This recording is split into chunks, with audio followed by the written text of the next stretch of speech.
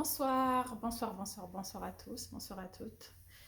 J'ai pas eu le temps de faire de vidéo depuis quelques temps parce que j'ai repris mon travail, comme certains ont repris leur activité, tout ça. Donc, fini les vacances pour moi, j'ai fini le repos pour moi. J'ai repris mon travail ça fait une semaine, j'ai commencé mercredi, j'ai commencé mardi soir, mardi nuit. Donc du coup, j'attendais d'avoir ma semaine de congé, en fait, ma semaine blanche, comme on dit, pour faire une nouvelle vidéo. Mais ce matin, en fait, pendant que je me reposais, l'Esprit Saint m'a emmené à parler d'un sujet qui me tient à cœur aussi, sur comment prier et comment j'ai rencontré ce que j'appelle l'Esprit Saint pour moi, en tout cas. Après, je sais pas vous comment vous l'appelez, mais en tout cas moi je pense que c'est l'Esprit Saint ou alors c'est Dieu, mais je pense que c'est l'Esprit Saint. Donc voilà, au départ je me suis dit je vais remettre ça pour jeudi ou vendredi parce que je suis en congé jeudi. Je suis en congé, non je suis en congé demain matin parce que je travaille cette nuit. Mais ça me tenait vraiment, c'est comme s'il y a quelque chose qui me poussait vraiment à en parler aujourd'hui. Donc du coup je me suis dit bon ok, on va respecter, on va obéir à l'Esprit Saint. Et après, je me suis dit, de quoi je veux parler. J'ai quasiment fait le tour du sujet, je pense, dans les deux dernières vidéos que j'avais faites. Mais là, il y a quelque chose de fort, en fait, qui m'a emmené sur un autre, sur le même sujet, mais comment dirais-je, sur un autre thème. Ça reste tout de même l'Esprit Saint, mais avec divers exemples, en fait. Donc voilà. J'ai dû écouter en fait une chanson parce qu'en fait entre temps je me suis réveillée, je faisais ma prière et je demandais à Dieu, mon Dieu, je faisais mes requêtes, je faisais mes demandes par rapport à ce que j'avais demandé, qu'est-ce qui va se passer, j'attends toujours, qu'est-ce que tu veux vraiment de moi, non, non, non, bref. Et de là en fait l'Esprit Saint me met à cœur une chanson. Alors comme je vous avais dit précédemment, moi, c'est souvent les chants qui résonnent en fait. Comme je dis, des fois, je dors, je me réveille avec des chants de louange. Des chants des fois que je connais pas, mais qui sont déjà sortis. Ou alors des chants que j'ai déjà entendu parler une fois ou entendu une fois. Je sais pas c'est quoi le titre, mais lorsque j'ai le rythme dans ma tête, lorsque j'ai un peu la mélodie en quelque sorte, je fais en sorte de trouver le titre. Je sais pas comment je fais, mais je finis tout le temps par trouver le titre à la fin. Donc là, en fait, c'est le chant qui m'est venu à l'esprit ce matin. Alors, je retrouve juste,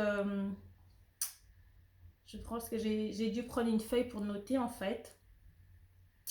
C'était un chant, parce que moi, je disais à mon Dieu, oui, pourquoi tu réponds pas à ma demande? Ça fait plusieurs mois, plusieurs années que j'attends.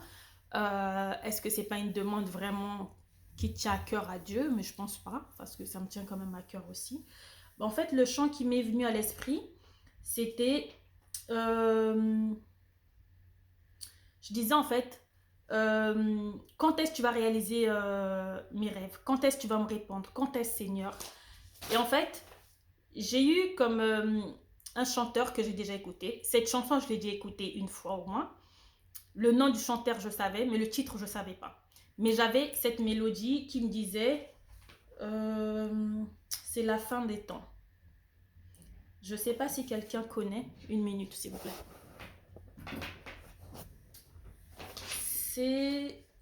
Alors, comment il s'appelle?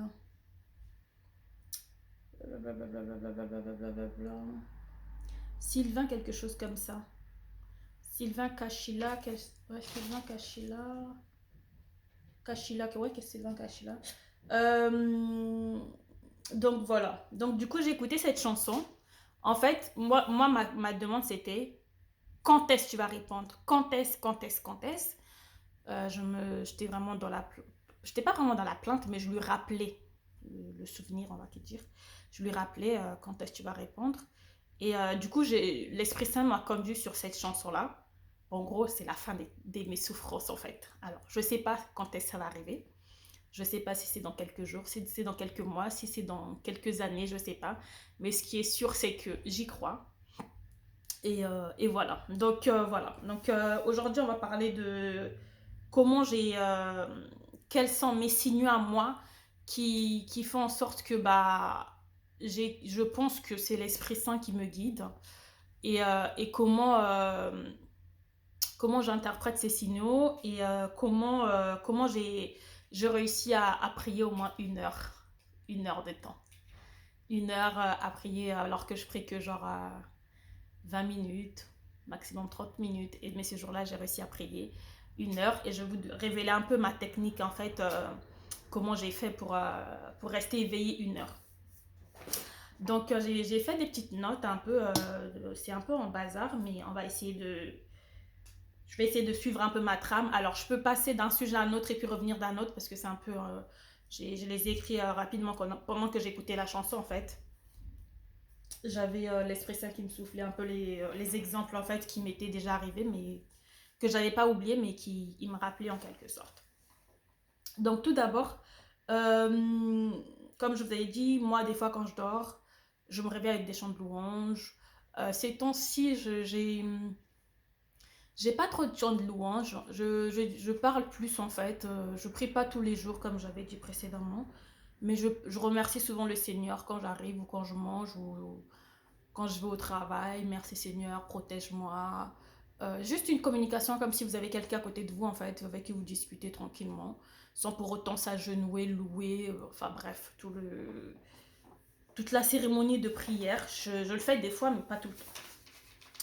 Donc voilà, les chants de louange. Et j'ai fait un exercice aussi parce que je ne savais pas c'était quoi la différence entre louange et adoration. Pour moi, les deux étaient pareils. Mais en fait, les deux ne sont pas pareils. Et je vous conseille de taper sur YouTube un pasteur que je suis souvent aussi, qui fait la différence sur la louange et l'adoration. Et c'est très très bien expliqué. C'est juste sublime. Moi, pourquoi je vous parle de ça? Je vous parle de ça parce que un jour, je priais et il y avait... Non, je lisais la Bible plutôt.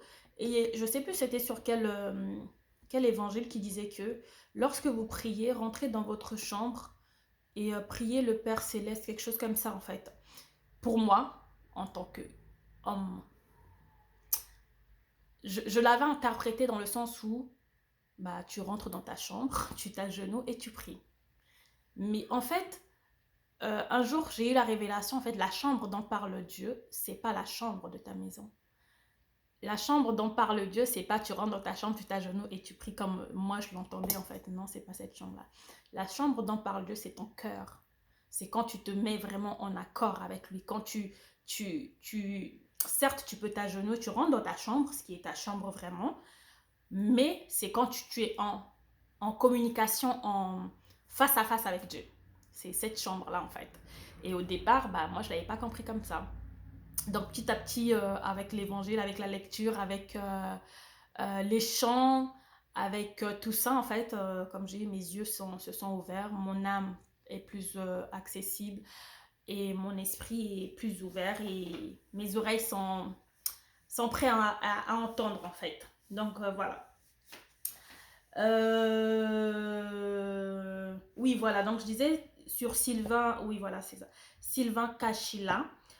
Donc, du coup, ce matin, je disais, Dieu, jusqu'à quand tu vas me laisser ainsi concernant certaines demandes que je fais depuis plusieurs mois, depuis plusieurs années. Et en fait, du coup, il m'a mis à l'esprit cette mélodie-là, en fait, de Sylvain. Et la chanson, en fait, c'était la chanson, c'est moi quand j'ai tapé le titre, en fait, je mets ce que l'Esprit Saint m'a soufflé. Seigneur, jusqu'à quand tu vas me répondre? Et j'ai mis le nom de l'artiste, du coup, qui me revenait à l'esprit. Et le titre, en fait, le titre exact, c'est Voici la fin de mes souffrances. Voilà. J'ai retrouvé cette chanson. Elle est juste sublime.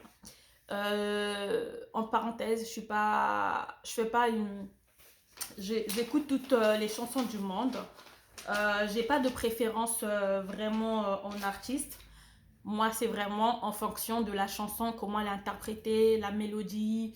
Ça dépend aussi de l'épreuve à laquelle je suis confrontée à cette période-là. Par exemple, si je suis triste, une chanson de joie ne va pas m'impacter le jour même en fait. Peut-être elle va m'impacter un autre jour, je serai plus accessible à l'écouter, plus à danser, plus. Mais quand je suis dans la tristesse, j'ai d'autres chants qui sont pas forcément tristes, mais qui sont plus calmes, plus douces, qui me parleront plus dans cette période-là. Et quand je suis dans la joie, pareil, quand. Voilà, ainsi de suite. Donc voilà. Euh, alors j'ai aussi noté, enfin quand je notais en fait sur mon plan, sur ma feuille. Alors comment Dieu, comment j'ai rencontré l'Esprit Saint. Je pense que je ne l'ai pas rencontré qu'aujourd'hui. Je pense qu'il a toujours été là, mais je ne savais pas c'était quoi l'Esprit Saint. Pour moi, je savais que Jésus était là. Je savais qu'il avait donné sa vie pour moi, pour mes péchés, pour ma famille, pour le monde. Personne d'autre ne le fera pour moi, même pas mes propres parents, je pense pas qu'ils se sacrifieront pour moi. Mais bon, on sait jamais. Je savais qu'il y avait Dieu. Après, après, je savais pas la différence entre Jésus et Dieu. J'avais déjà été voir des prêtres pour leur demander, mais pour moi, Jésus c'est quelqu'un d'autre, Dieu c'est quelqu'un d'autre, parce que Dieu, comme on dit souvent, il a tant aimé le monde qu'il a donné son fils Jésus-Christ, son sacrifice. Donc, pour moi, je différenciais vraiment les deux personnes. Euh, Après, je savais que quand Jésus est mort, il avait dit, je pars, mais je vous envoie le consolateur. Je ne savais pas c'était quoi le consolateur. Je savais qu'il y avait quelque chose, mais je ne savais pas comment ça se traduit. Alors donc quand je priais, je priais Jésus, je prie toujours Jésus aussi, et je prie Dieu aussi. Jusqu'à présent, je ne pense pas que j'ai vraiment fait la différence entre l'Esprit Saint, Dieu, Jésus. Je sais que les trois sont ensemble. Je sais que les trois ne font qu'une seule personne. Même si des fois j'ai du mal à me l'expliquer moi-même, je sais que les trois sont une seule personne, mais avec des rôles différents. Donc voilà, l'Esprit Saint, je l'ai rencontré. Alors je saurais pas vraiment dire quand est-ce que je l'ai rencontré, parce que je pense qu'il y a eu tellement de signaux, tellement de choses dans ma vie que j'ai dû confondre entre Dieu, entre Jésus, entre le mal, oui, parce que le mal aussi, je pense que des fois il nous arrive des choses, on dit tout de suite ah bah le diable m'a tenté, ou pourquoi Dieu t'a laissé le diable faire ça, alors que des fois c'est juste les épreuves que Dieu nous met sur la route en fait pour nous fortifier, pour nous élever encore plus, mais nous on prend ça comme le mal ou vice versa en fait. Je vous raconterai une histoire par exemple rapidement, mais elle est un peu longue. Un dimanche en fait, je revenais du travail, je me suis endormie, et je devais aller à l'église comme j'avais promis à Dieu d'aller tout régulièrement à l'église tous les dimanches, peu importe la fatigue. Donc ce jour-là, il neigeait beaucoup, ma première neige ici. Je suis sortie rapidement parce que quand je me suis réveillée, il était 11h10. La messe commençait à 11h20. Je me suis réveillée rapidement, je me suis préparée. En sortant, ma voiture, elle avait plein de neige, donc du coup, il fallait gratter la neige, il fallait gratter. Première fois. En fait, je ne me suis pas rendu compte du temps, j'ai gratté longtemps en fait. Moi, je pensais que j'avais gratté peut-être 20 minutes, mais finalement, non, j'avais gratté pendant longtemps. Donc, le temps que je prends ma voiture et que j'arrive au feu, que j'arrive au stop de la rue de chez moi pour tourner, je regarde l'heure et il était 13h passées. Et là, je dis, oh mon Dieu, la messe, elle est déjà finie. Je ne savais pas que j'avais gratté autant, en fait. Et du coup, j'avais faim, j'étais fatiguée.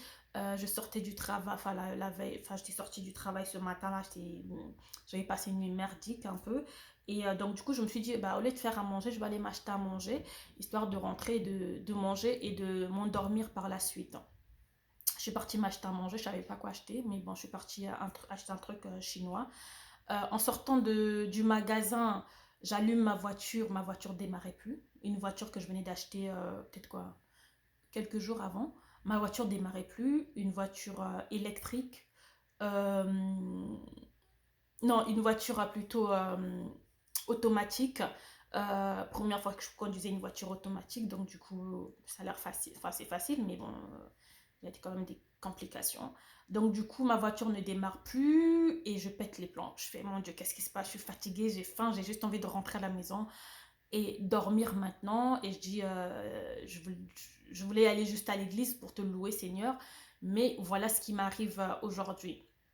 Donc, du coup, je mets au moins une demi-heure quand ça commence à m'énerver, en fait, je me mets à pleurer. Et quand je pleure après, j'ai la solution des fois. Ah, par miracle, je finis tout le temps par avoir la solution, mais il faut que je pleure, il faut que je m'énerve.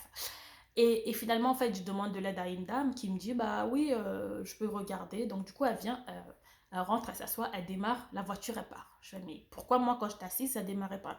Du coup, je lui demande, comment vous avez fait? Elle me dit, mais j'ai juste allumé et elle est partie. Je fais, ok, bon. Donc, je prends ma voiture, je fais un tour à la pharmacie. Qu'est-ce que je devais aller? Je vais chercher quelque chose à la pharmacie. Je ressors de la pharmacie et en fait, je redémarre ma voiture, elle ne redémarre plus. Et là, je deviens. Ça commençait à monter en fait. Ça commençait à monter encore. Et en fait, finalement, je me rends compte qu'en fait, j'avais pas mes clés de maison sur moi, que je m'étais enfermée à l'extérieur, que je venais d'oublier mes clés chez moi. Et là, je pète les plombs. Sincèrement, la faim. J'avais pas, mon plat était là, il est à côté. J'avais juste envie de rentrer chez moi, m'asseoir, manger et dormir et retravailler parce que j'allais travailler la nuit. Je pète les plombs et là, je pleure. Vraiment, je pleure comme un bébé. Je pleure. J'avais le double de mes clés, mais chez une amie. Sauf que cette amie-là était partie au travail dans une autre province, on va dire à 2 heures de route de chez moi. En fait, les clés, elle les avait chez elle, mais elle était à l'extérieur. Bref. Et, du coup, j'appelle un autre ami à moi, je lui disant, bah, ce matin, je ne sais pas ce qui se passe, mais, euh, mais je me suis enfermée à l'extérieur. Oups. J'ai plus beaucoup de batterie, 2 secondes.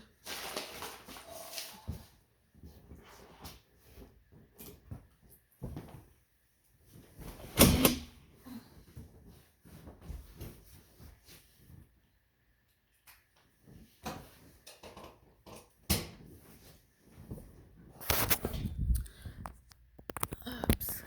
Ouais. Oui, donc je disais, du coup, j'appelle une amie à moi et je lui dis, bah, je lui explique un peu ce qui se passe. Et lui, il me dit, bah, je pense que tu es fatigué avec la charge du travail, tout ça. Au pire, si tu n'as pas tes clés de chez toi, viens chez moi, dors chez moi, tu vas te reposer. Je dis, mais chez toi, ça a quoi? 1 heure de chez moi, le temps de venir, le temps de manger, le temps de me reposer, le temps d'aller au travail. En plus, j'ai pas mes tenues de travail. Oups. J'ai pas les tenues, j'ai pas mes tenues de travail chez moi. J'ai pas les tenues de travail sur moi, je les ai chez moi. Donc du coup, ça va pas le faire. Bref. Finalement, lui, il me conseille d'appeler mon propriétaire parce que mon propriétaire a le... Oups, désolé, parce que ça, du coup, j'arrive pas à la faire tenir.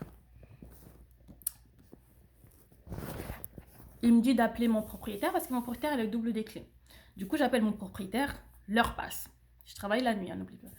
J'appelle mon propriétaire qui me dit, bah oui, je peux vous donner le double des clés, mais par contre, il faut me rejoindre sur 1 heure de repos, genre 1 heure après, il me donne rendez-vous parce que je suis occupée. Pour l'instant, j'ai avec ma famille, mais je pourrais vous rejoindre 1 heure après. Je fais, ok, il n'y a pas de souci, j'ai pas le choix, il faut que je rentre chez moi me reposer. Et donc, du coup, je me rends sur l'endroit où il me donne rendez-vous. Sauf que j'ai une phobie, une vraie phobie. J'avais, on va dire, une vraie phobie des ponts. Et ici, c'est pas des petits ponts qu'on a, c'est des grands ponts. Je prends mon GPS et en fait, il me fait passer par un pont en ferraille. Avec en dessous, on voit plein de neige. Et là, je panique.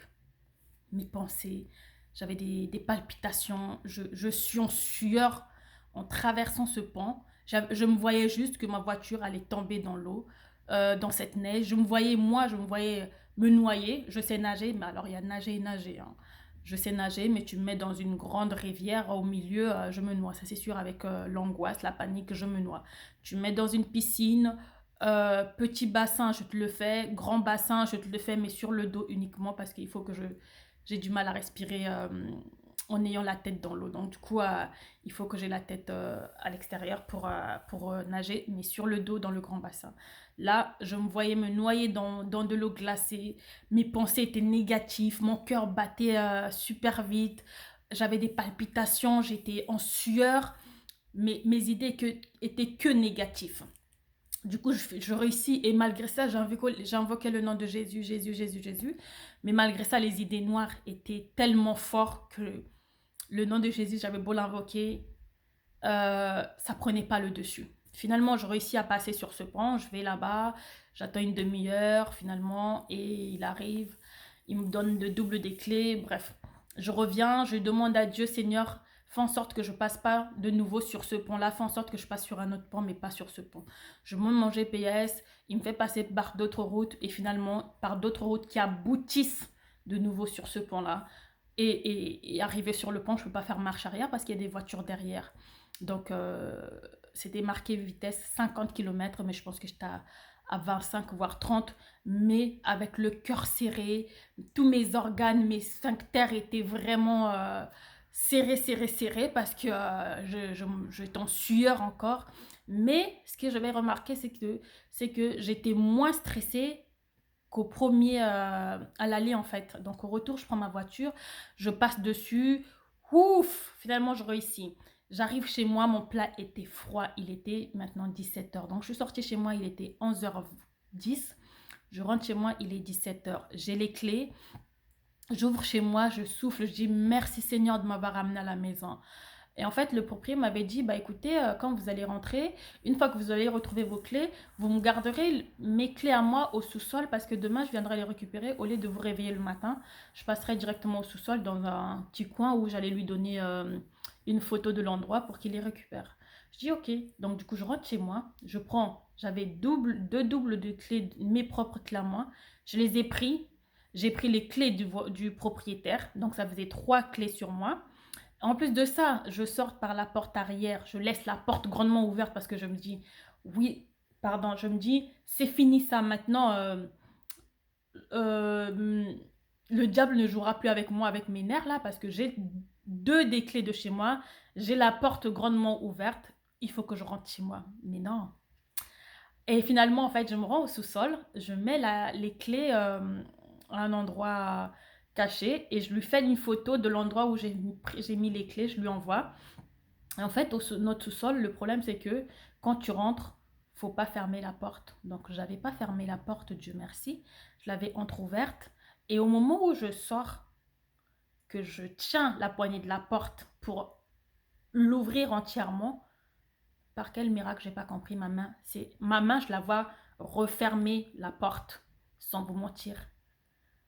Et j'étais tellement hébétée que je me suis dit, mais qu'est-ce qui se passe? En fait, je me suis enfermée au sous-sol avec le double de mes clés, avec la porte de chez moi grandement ouverte. Et là, sincèrement, je recraque, je pleure. J'en voulais à Dieu. J'ai dit, mais qu'est-ce qui m'arrive? J'ai dit, comment tu peux laisser le mal me jouer avec moi toute la journée là? Et là, je dis, je voulais juste aller te louer, je voulais juste aller prier, je voulais juste aller te glorifier. Et voilà tout ce qui m'arrive dans la journée. Il faisait un de ces froids. J'avais un manteau. En 2 minutes, si t'as pas de gants, tu gelais. Mais quand tu gelais. J'avais réussi à monter précédemment, à monter sur le balcon en escaladant le balcon de chez moi pour essayer d'ouvrir la porte. Sans gants, j'avais pas de gants. J'étais gelée, gelée, gelée, gelée. Mais horrible cette journée-là. Donc du coup, je m'enferme au sous-sol. Et je pète les plombs, je pleure. Et le pire, c'est que j'envoie un message à un de mes collègues, un de mes amis qui avait suivi toute ma journée. Et là, je lui dis, je me suis enfermée au sous-sol.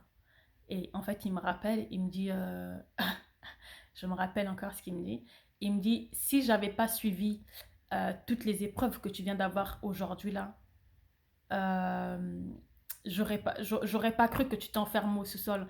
Mais connaissant, et en plus il me dit, j'aurais pas cru que tu t'enfermes au sous-sol et que tu craques autant. Mais vu que j'ai enduré en live tout ce qui t'est arrivé aujourd'hui, je comprends que tu craques là, franchement.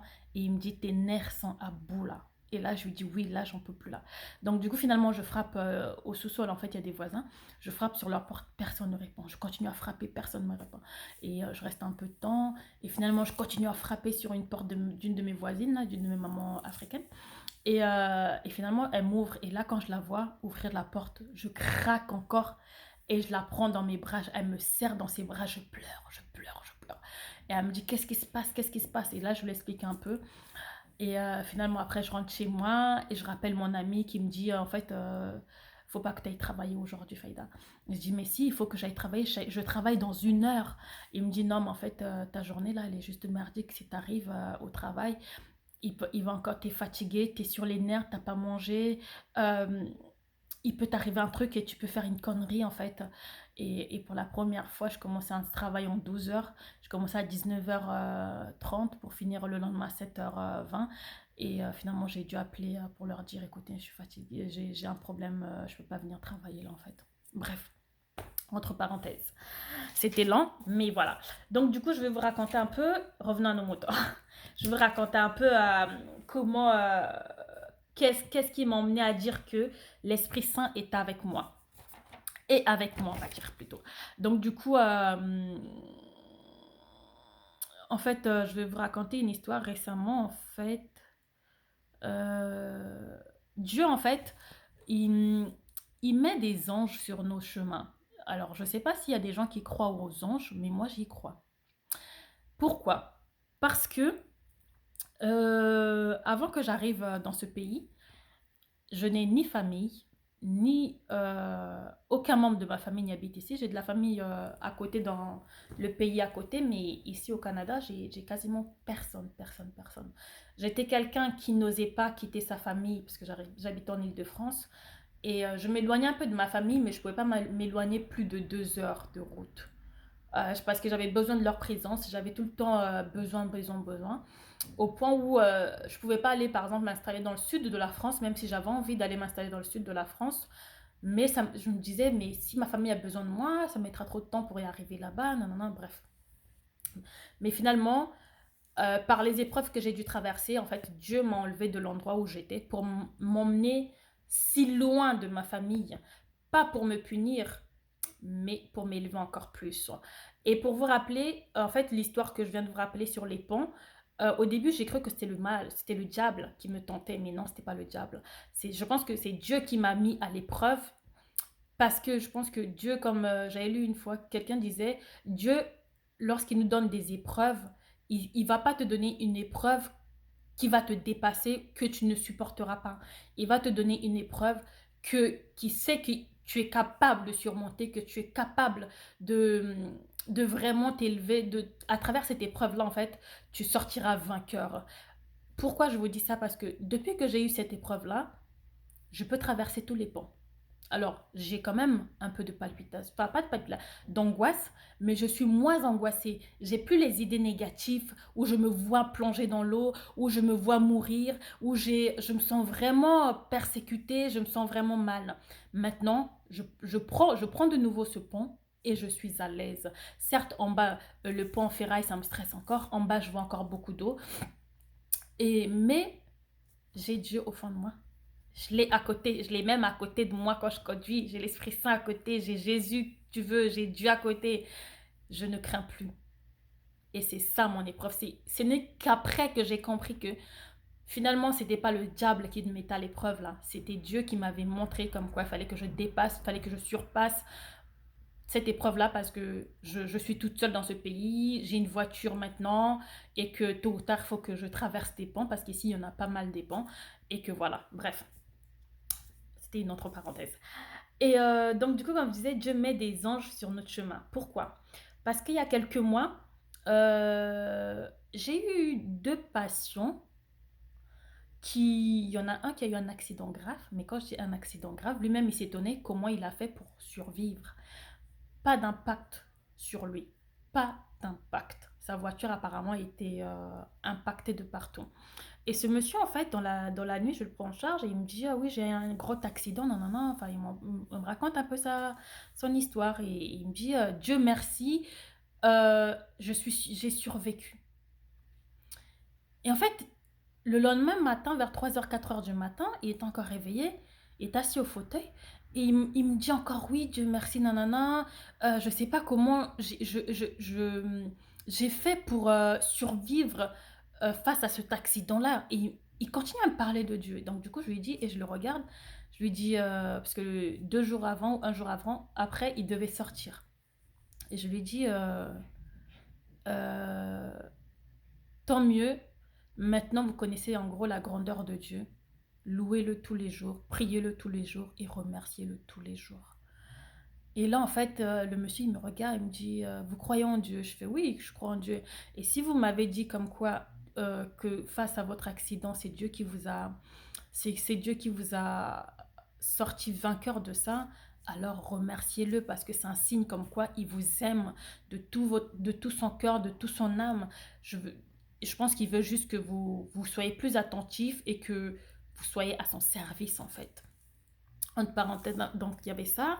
Et il y avait un autre patient aussi dans la semaine, la même semaine, qui me parle aussi. Euh, Là, c'était pendant la pandémie du Covid. Et qui me dit, en fait, ce monsieur, il avait la peur parce qu'en fait, il a des immeubles. Et en fait, il avait peur que ses locataires lui donnent l'argent en liquide et que cet argent qui soit contaminé par le Covid. En fait, il avait une peur comme ça. Donc, du coup, il m'en parle dans la nuit.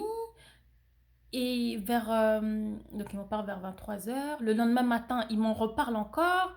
Euh, il me semble que le surlendemain, il m'en reparle encore.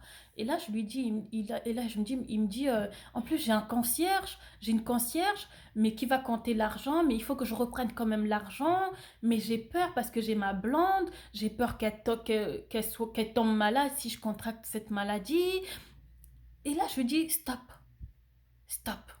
Je lui dis, euh, ok, vous avez tellement peur de cet argent, vous avez tellement peur d'attraper cette maladie. Je comprends votre position, mais dans ce cas-là, au lieu de contaminer votre blonde, au lieu que vous preniez cet argent, vous faites tellement confiance à votre concierge, faites-lui confiance. Prenez l'argent qu'elle mettra dans l'enveloppe, allez à la banque, déposez à la banque.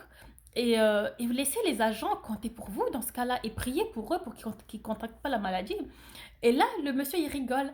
Et là, il me dit, ah, vous m'envoyez directement, en fait, vous préférez que c'est les agents qui tombent malades, que au lieu que moi, je tombe malade. Je fais, bah, je suis désolée de vous dire ça parce que si vous touchez l'argent, vous avez la crainte de tomber malade.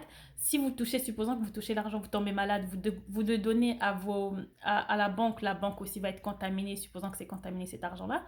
Tout le monde va être contaminé et vous allez contaminer votre blonde. Donc pour faire court, vous prenez l'argent dans l'enveloppe, vous allez déposer à la banque, vous priez pour les agents pour qu'ils ne tombent pas malades, et comme ça, moi, ni vu ni connu. Donc tu, entre parenthèses, on en a rigolé, et bref. Et je voulais aussi vous raconter une anecdote sur les accidents. Alors moi, je suis quelqu'un qui a eu au moins